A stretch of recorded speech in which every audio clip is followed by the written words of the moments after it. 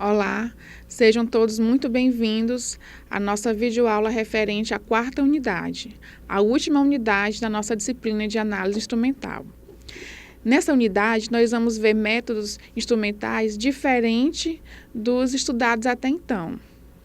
Nós vamos estudar, aliás, nós vamos apenas ver a introdução. Nós vamos estudar aqui métodos instrumentais baseados nas propriedades elétricas da matéria e não na interação da radiação com a matéria. Bom, a química eletroanalítica, ela corresponde ao conjunto de métodos.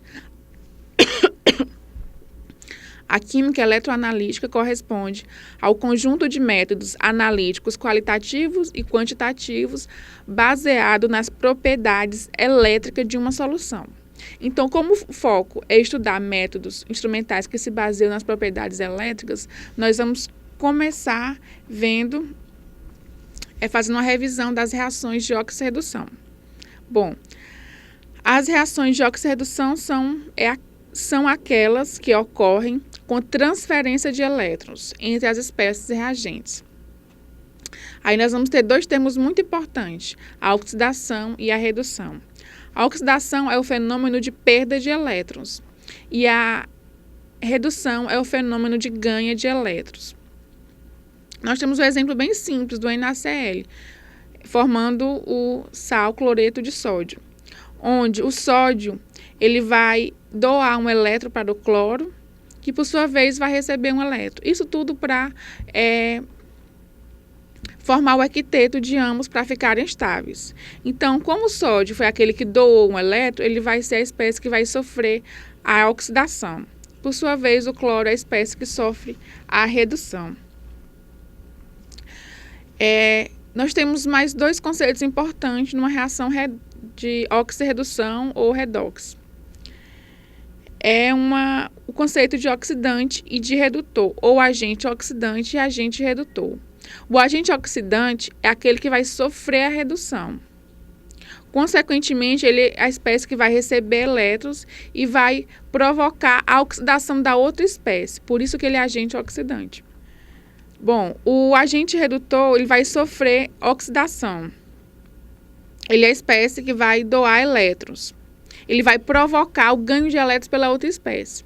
Então, falando de espécie que ganha e perde elétrons, que provoca o ganho ou a perda de elétrons, é importante nós entendermos que não se pode dizer que uma espécie é oxidante ou redutora, pois seu comportamento depende do meio que ela está presente. A espécie em si isolada não pode ser oxidante ou redutor, depende de quem ela está reagindo. Ela só será um redutor se no meio reacional houver uma outra espécie que possa receber elétrons. Nós vamos ver aqui o comportamento do peróxido de hidrogênio, onde na primeira reação ele é um oxidante, ou seja, ele ganha elétrons provocando a oxidação da outra espécie. E na segunda equação ele é um redutor, ele vai perder elétrons. Então, quando o peróxido de hidrogênio ele reage com o iodeto, ele faz com que o NOx do iodo passe de menos para zero. Isso é o quê? Ele está sofrendo uma oxidação. Por isso, quem provocou essa oxidação, essa perda de elétrons, foi o peróxido de hidrogênio. Por isso, nesse caso, o peróxido de hidrogênio é um agente oxidante. Mas quando o peróxido de hidrogênio vai reagir com os íons permanganato, o manganês passa de NOx mais 7 para NOx menos 2. Isso é o quê? É uma redução. Então, o manganês sofreu uma redução. Então, nesse caso, o peróxido de hidrogênio é o agente redutor, porque ele provocou a redução, o ganho de elétrons pela espécie, pelo metal manganês.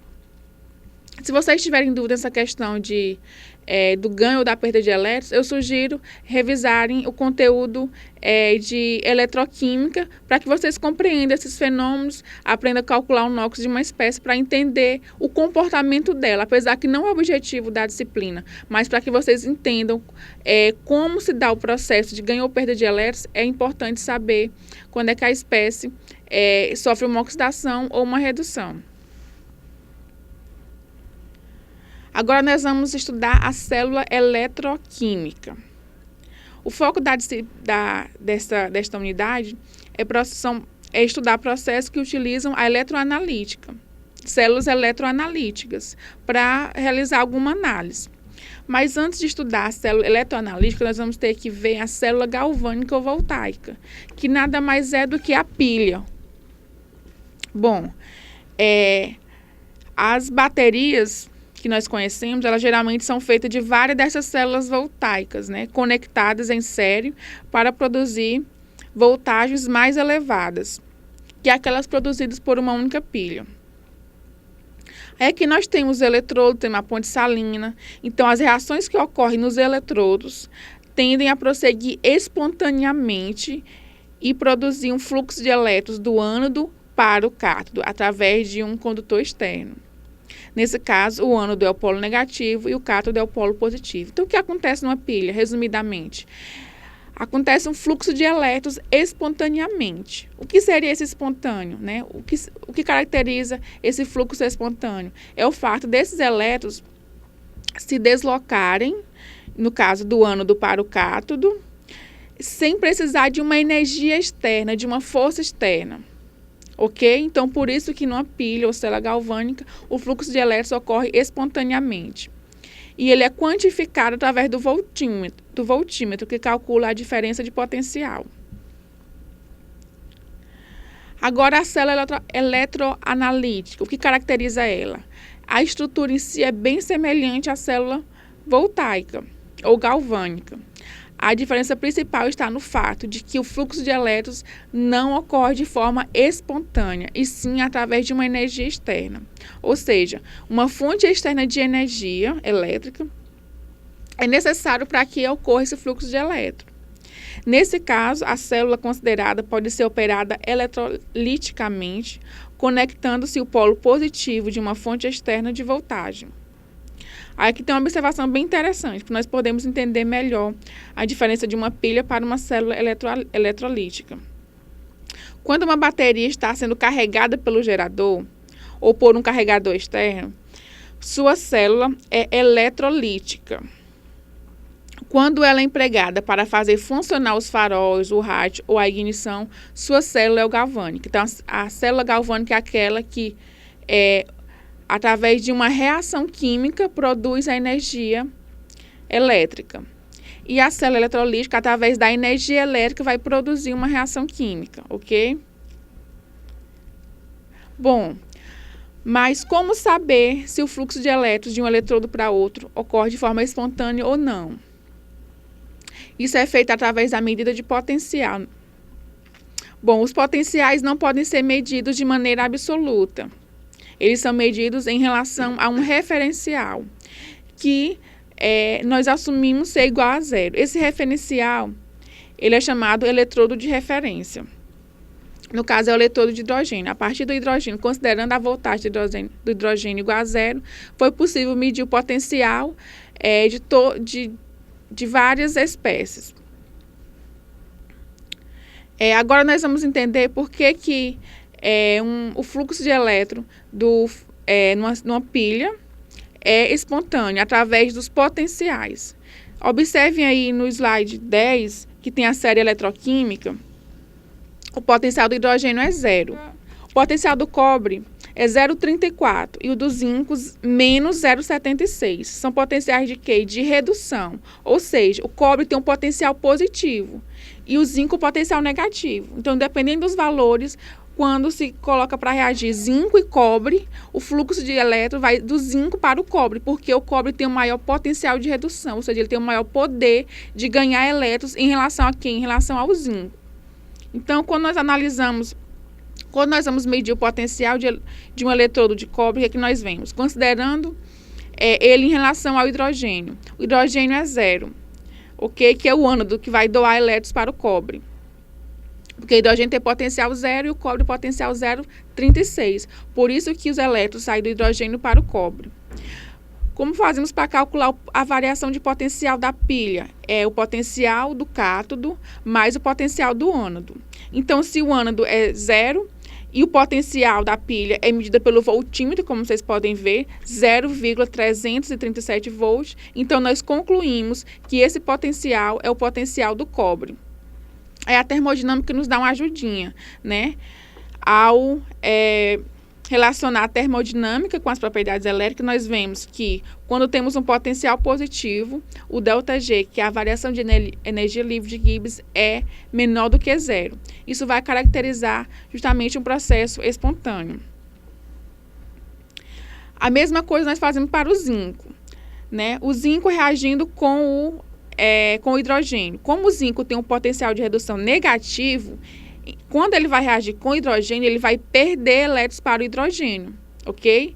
Então, nesse caso, o ânodo é o hidrogênio, nesse caso, o ânodo é o zinco, que eu quero saber o potencial, e o cátodo é o hidrogênio, que tem potencial zero, que é padronizado. Substituindo na fórmula da variação da energia da célula, nós vemos que a energia do cátodo é igual à energia do ânodo. Consequentemente, nós vamos chegar ao potencial do zinco, que é 0,763. E, mais uma vez, a termodinâmica nos dá uma ajuda, dizendo que a energia livre de Gibbs, com esse potencial, é negativo, que vai caracterizar uma reação espontânea. Ok? Mas aí fica a pergunta, quando nós vamos usar a eletrólise? Quando nós desejamos obter um produto que não é possível obter através de uma reação espontânea. Por exemplo, obter sódio sólido e gás cloro. Espontaneamente, nós não obtemos esses produtos. E vários outros produtos que são de interesse para a indústria, para a indústria química, indústria metalúrgica, enfim.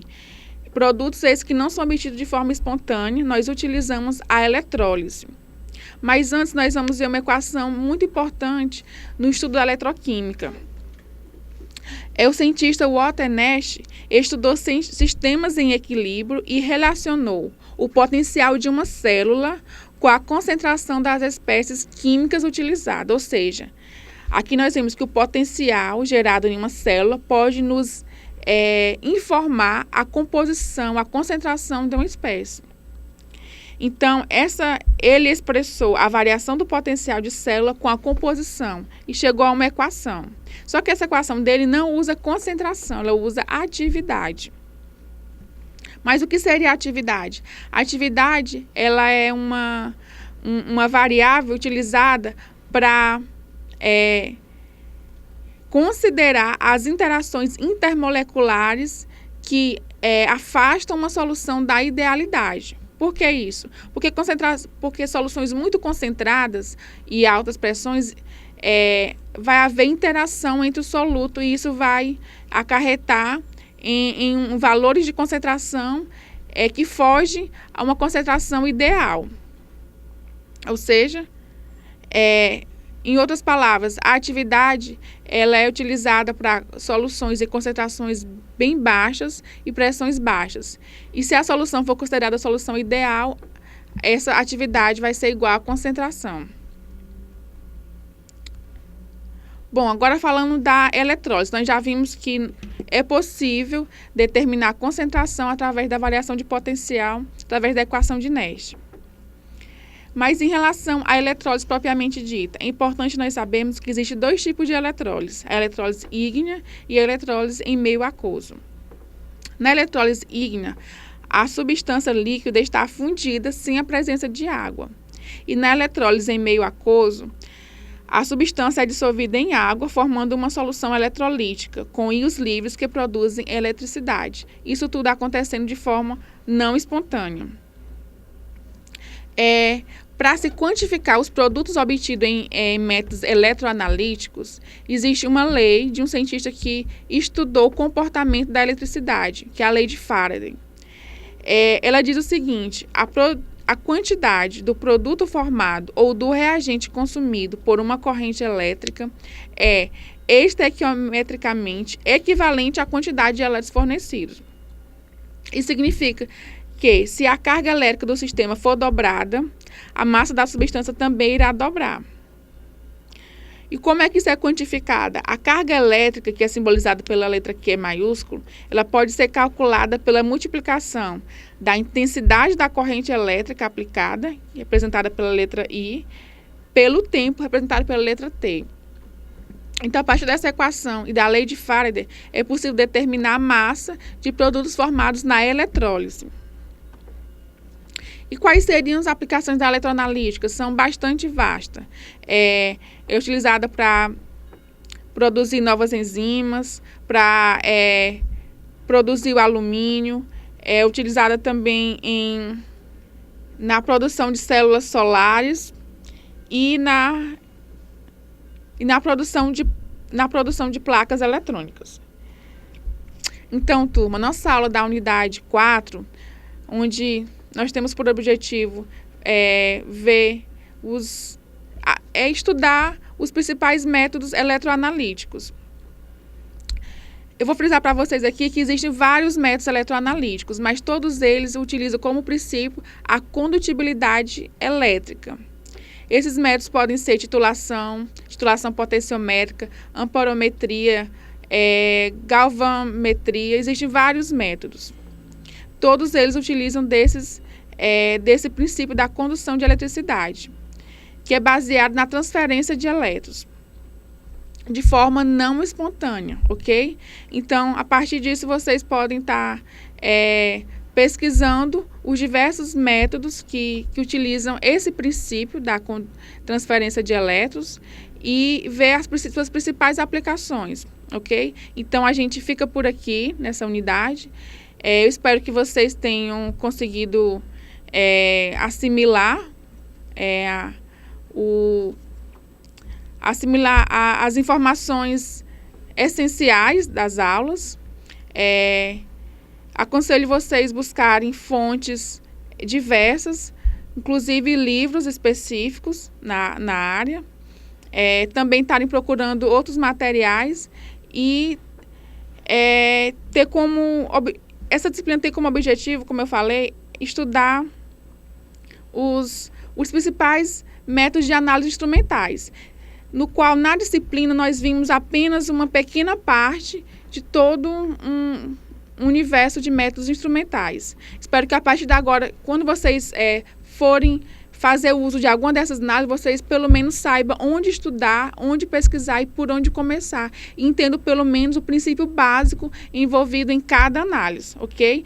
Porque a prática em si vocês vão obter quando estiver trabalhando com algum instrumento específico, ok? Então, muito obrigada.